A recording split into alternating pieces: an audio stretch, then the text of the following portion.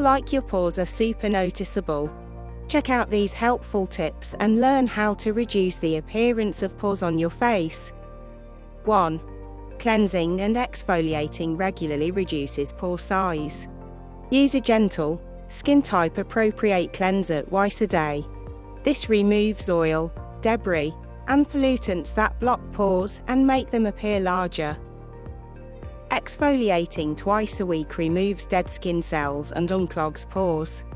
Choose a mild exfoliator or chemical exfoliation with salicylic or glycolic acid. 2. Toners can reduce pore size. Look for witch hazel or niacinamide toners. Witch hazel tightens skin and shrinks pores.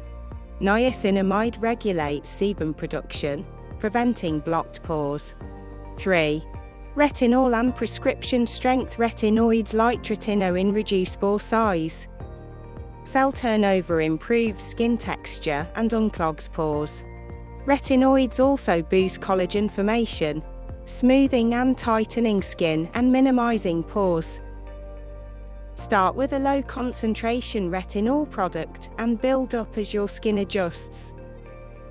Retinoids increase UV sensitivity, so use them at night and apply sunscreen throughout the day.